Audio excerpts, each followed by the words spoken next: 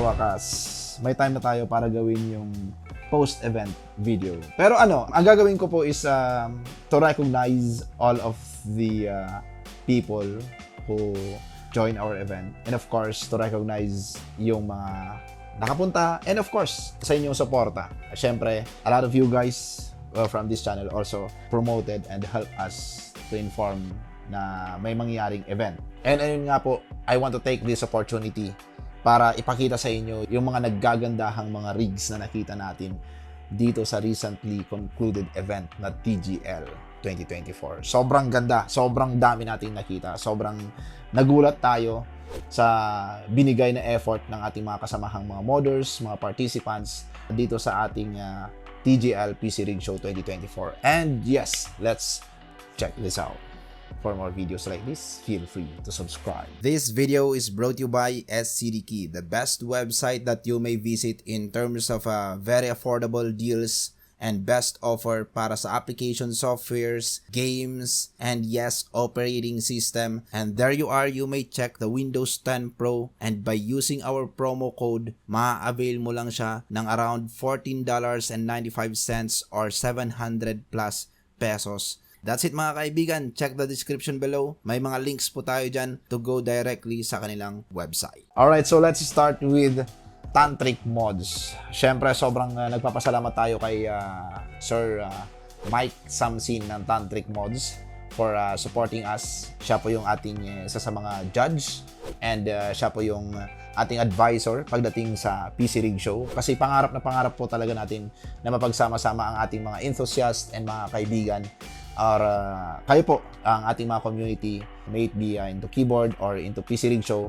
Though na-recognize ko naman na po ang ating mga kaibigan sa keyboard community, this time naman sa video na to is also for our enthusiasts sa PC case modding. Kasi matagal-tagal po na hindi nagkaroon ng PC Rig Show dito sa Pilipinas. Kaya naman po, nagpatulong tayo kay Sir Mike Samsin ng Tantric Mods and dinala niya nga yung kanyang mga rigs. Siyempre, mas nag-focus na po si Sir Mike doon sa ating event. Kaya sabi ko, bitbitin mo na lang kung kahit anong pwede mong bitbitin dyan na rig. And nagbitbit pa rin naman siya.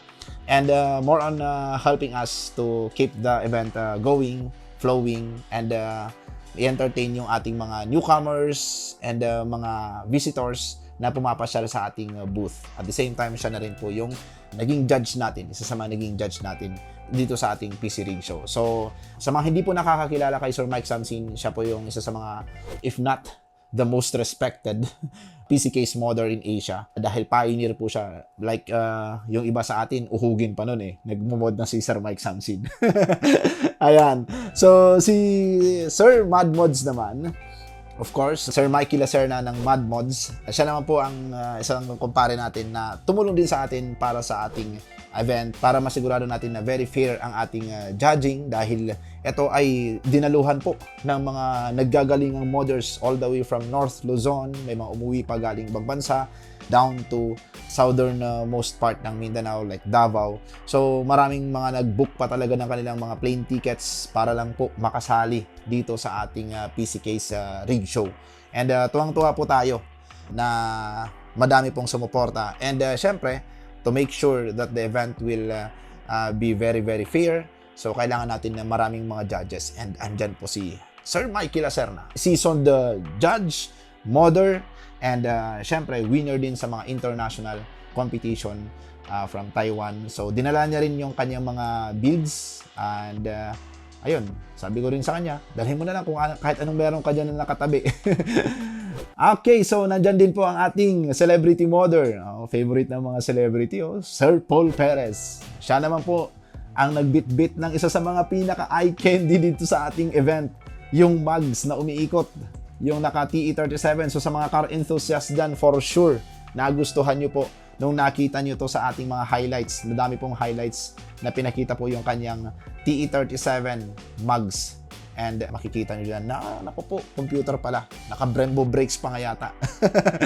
So, ayun, Paul Perez. By the way, nilalagay ko po sa baba yung mga pangalan po ng kanilang mga shops para at least kung gusto nyo pong magpatulong, magpagawa sa kanila, you may just feel free to contact them. So, nandyan po kay Sir Tantric at saka Sir Mad Mods and Sir Paul Perez. Then, followed by, of course, yung mga champions natin. Sir Sam Ka. Grabe. Sobrang taas nung kanyang pag-level up. The first time I saw him in PC Case Modding, sobrang layo nung kanyang ginawa po dito. And talaga namang ano yung binabansag ng mga ibang modders sa kanya? Jugapat ng Pinas. Galing, ang ganda, ang linis. And nataon yung event na to is nandito po yung ating mga mechanical keyboard enthusiasts. So maraming artisans po dito na dumalo. Kaya sobrang na-appreciate nila yung kaniyang 3D modeled na rig. Sobrang linis, diorama, I don't know how you may call it. Pero kung artist ka, sobrang ma-appreciate mo. Kahit sino mapapansin mo na, teka lang, parang cake house, doll house, Barbie house. Pero pag tinitigan mo at mahilig ka sa computer, actually pag hindi ka mahilig sa computer, parang iisipin mo doll house lang talaga eh. Pero kung mahilig ka sa computer, ma-recognize mo, uy, ayun yung video card oh. Galing. Sa unang tingin, hindi mo mapapansin computer talaga. And then syempre nandito rin yung ating isa sa mga champion sa mga previous events, ESGS, si Whip Mods, Sir John Patrick Siwong. Dinala naman niya ang kanyang signature modding output, yung kanyang jeepney na sumasayaw. So, yun nga, after nga ng event, may nag-message nga sa akin, tinatanong kung sino daw gumawa. Kasi gusto din nila magpagawa ng ganun. And, ayun, car enthusiast guys will definitely appreciate this mod. Isa ulit na computer po yan. Pero makikita nyo po sa ating video na sumasayaw pa. And we are so overwhelmed dahil grabe yung effort na binigay ng ating mga participants for this event. And syempre, to reintroduce again sa ating mga new generations, Gen Zs, na dumalo sa event kasi medyo matagal-tagal nga pong hindi nagkaroon ng case modding. And sa mga previous enthusiasts, nakakita sila ng mga panibagong approach in PC case modding. Then, of course, andito rin po ang ating seasoned modder all the way from Davao City, si Sir Bernardo Modchap. Ang ganda ng kanyang dinala. Napakalinis Starfield theme. Sabi nga namin, parang yung pinaka sakto lang nagawa niya yung binitbit niya, pero still nanalo pa rin siya dahil sa sobrang linis ng kanyang output. So makikita mo talaga dyan yung pagiging seasoned modder ni Sir Bernardo. And kung hindi niyo po siya kilala, dito po sa Luzon, isa po siya sa mga pinaka-respected po na modder sa Mindanao. And kadalasan po niyo din siyang makita na partner ng mga brands sa mga international competitions, sa Thermal Take, and even sa Taiwan and Computex, makikita nyo rin po si Sir Bernardo Modchap. So sa mga taga Mindanao, kung hindi nyo po ma-reach na itong mga nandito na makasamahan nating modder sa Luzon, you may just go and check Sir Bernardo Modchap Facebook page. Nandyan po yung kanyang mga links. Napaka-approachable niya po. So lapitan nyo lang po siya, si Sir Bernardo Modchap. Then followed by the fan favorite na mod. Isa din sa mga napaka-active sa community. Actually, if not mistaken, siya po ay official ng Relic, isang organization po ng mga modders. And I think as of 2024, parang sila na lang yata yung parang pinakamatagal na organization ng mga PC enthusiasts na nag-i-exist pa rin until now. So marami na rin kasi mga enthusiasts na syempre, nagkaroon ng kanya-kanyang career or different path sa buhay, so nabuwag. Pero itong Relic, bilib ako kung paano nila na intact yung kanilang grupo. And of course, kudos kay Sir Kevin for representing the Cagayan de Oro modders, Iligan, nakalimutan ko. Basta yung Relic, ayan po, yan po yung ibig sabihin ng Relic. Ayun, nasamahan po natin sila. Pasensya na po, mga kaibigan natin dyan sa Mindanao, sa Cagayan de Oro. So, ayan, dinala niya yung kanyang Kobe Bryant. And syempre dito sa Pilipinas, nako, ang daming fan ng Lakers, ng Kobe Bryant, and sobrang na-appreciate nila yung consistency ng theme. Kung siguro fan voting lang talaga, pure fan voting, baka siya pa yung nanalo. Pero ayun po, syempre nakapasok pa rin naman po siya sa mga finalist and top 4 na mga mods na na-recognize sa ating PC Rig Show. And syempre, hindi na natin pwedeng kaligtaan yung mga ilang participants na dumalo sa ating event. Nagpapasalamat po ako sa inyo. Of course, RJ Lawrence, first time mo na sumali. And we appreciate na binigay mo din yung effort mo for your fan po ako ng Zoids. So, Liger Zero yata yung theme niya doon. And then, Sir Tech Allen, Abakan. Isa po yan sa mga pinaka-favorite ng mga brands na maging partner para sa kanilang mga projects. Corsair, nandyan po, sumali din po siya, naglapag din siya. ng kanyang rig. Then, yung Gundam, bilib ako doon. Si Sir Kyle, if not mistaken. Isa siyang tatay na gumagawa ng mga mods para sa kanyang mga anak. Medyo maganda yung kwento niya eh. Very interesting yung kwento kung paano siya nag-start.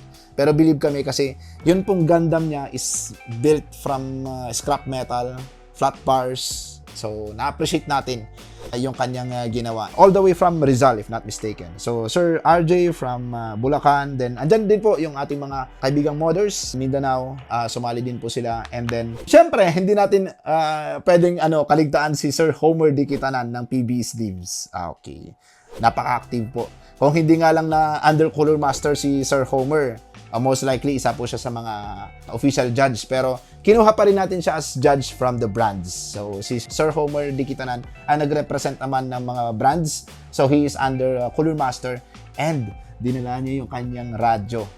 Okay, ang ganda. At saka tumutunog pa talaga. Kung nandun po kayo sa mismong event, pwede kayong makinig ng mga drama. So, nandun yung old school vibes. Pag katabi niyo yung kanyang rig, loaded with modern computer parts. Tapos nagpe-play ng radio cassette ng drama nung panahon pa ng ating mga lolo't lola. So galing. Sobrang daming naka-appreciate, sobrang daming lumapit nga doon. May mga media na naka-recognize, Philippine Star, Net25, mainstream medias recognize his mod. So Sir Homer Di Kitanan, lalapitan niyo po yan, especially hindi lang po sa modding kundi pagdating sa mga sleeves. Kung gusto niyo mong pa-sleeve ng yung mga power supply, full sleeve, of course, no other than Sir Homer Di Kitanan po ang yung lalapitan pagdating dyan. So, nandyan po sa baba lahat ng links nila. So, you may approach them kung gusto niyo pong magpagawa, magpa-modify, you want to personalize. Kasi ang modding naman po is, it's an art to personalize your rig. So, like any other hobby. And sa computers, meron din po tayong ganun. Kung gusto niyo, ang theme is more on the Barbie, Hello Kitty, SpongeBob, ayun. Andyan po, ang dami po nating mga modders na sumali at the same time judge na pwede nyo pong i-approach. Very approachable po sila, very welcome po sila.